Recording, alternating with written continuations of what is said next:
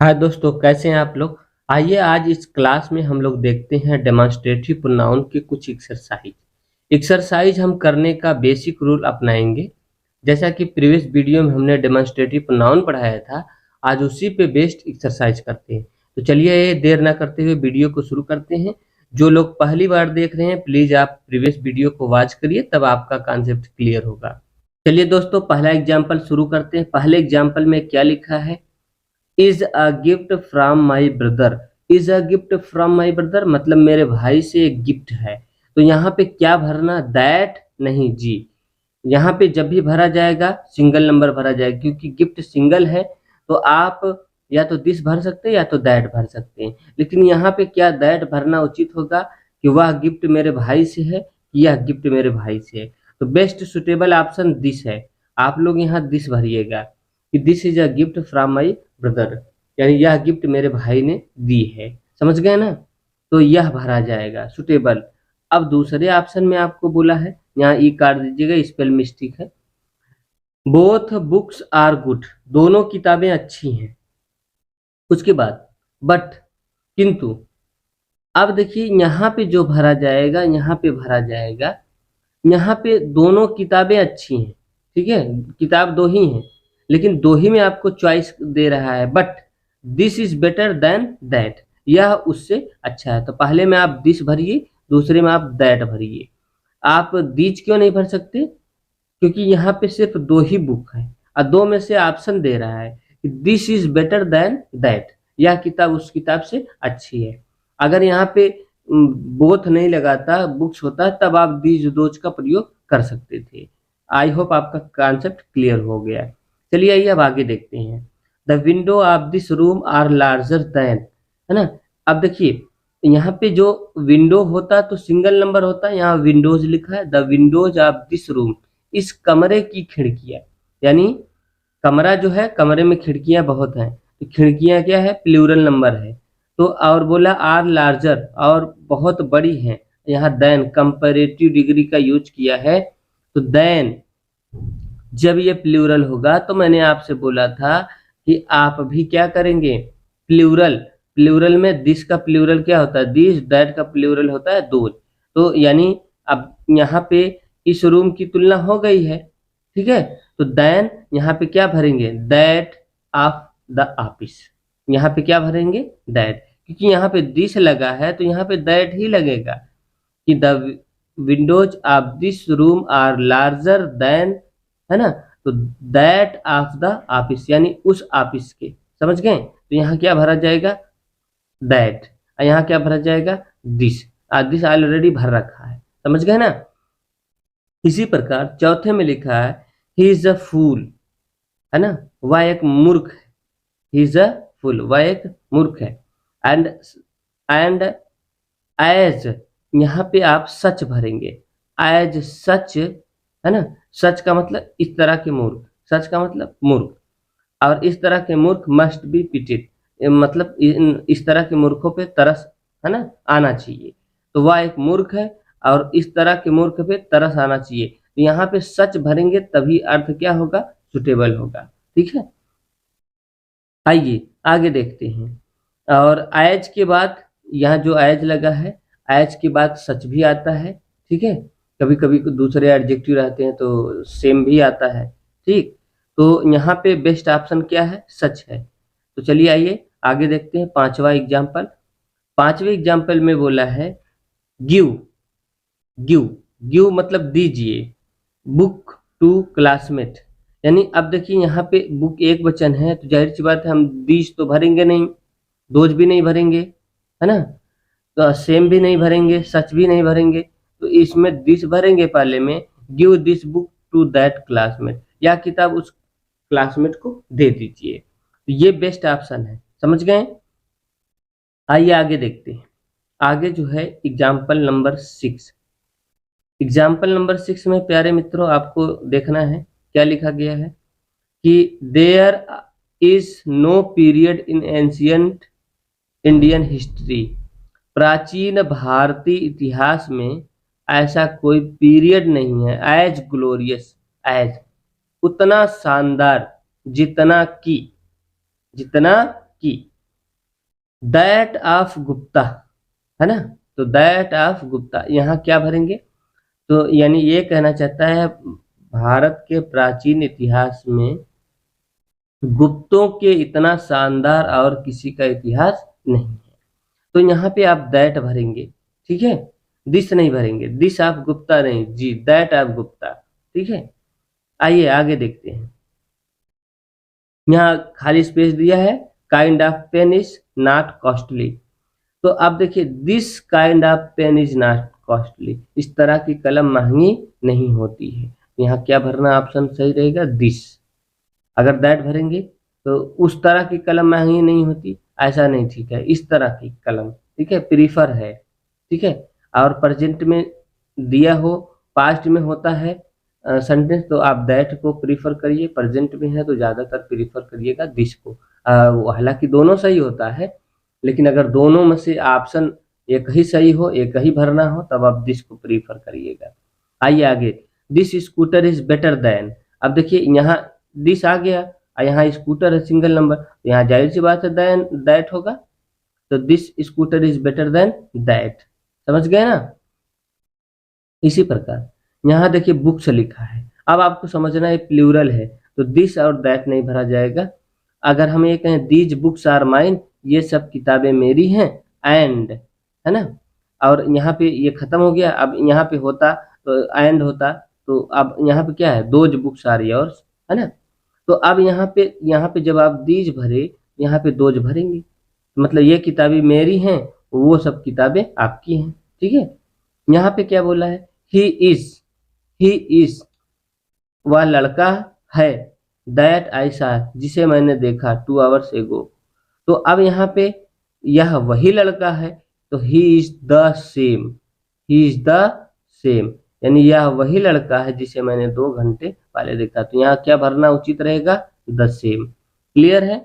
आइए आगे देखते हैं, एग्जाम्पल नंबर जो है 11, एग्जाम्पल नंबर 11 में क्या बोला है, the climate of Puri is, देखो बच्चों, पुरी की क्लाइमेट की तुलना की जा रही है और पटना के क्लाइमेट से, तो दोनों में एक चीज कॉमन है, क्लाइमेट, अब दोनों सिंगुलर है, ठीक है।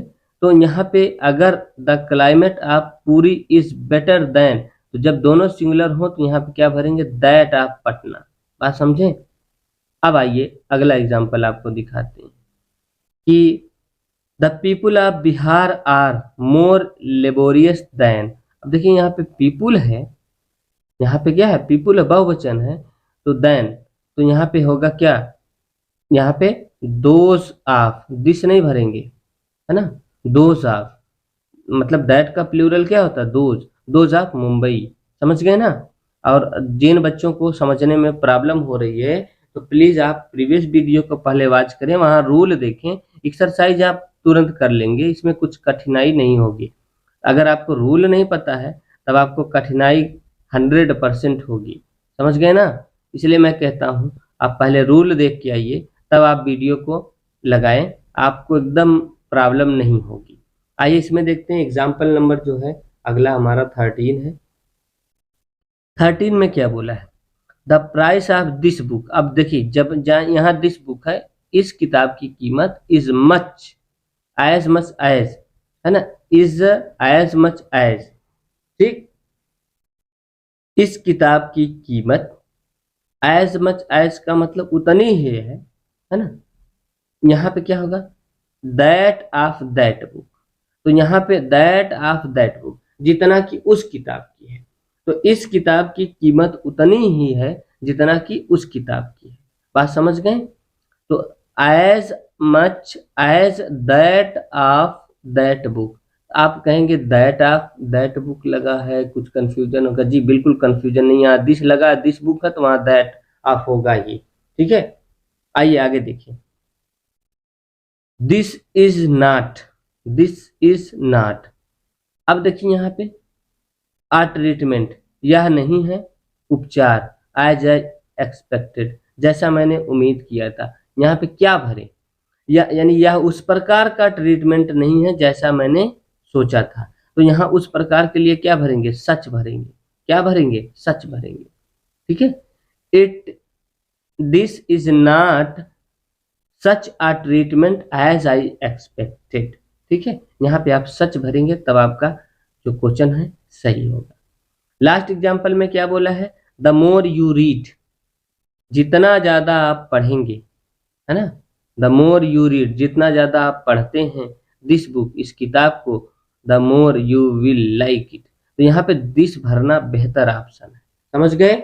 आई होप आपको समझ में आ गया प्यारे बंधुओं। आइए अब कुछ अगला एग्जाम्पल देखते हैं।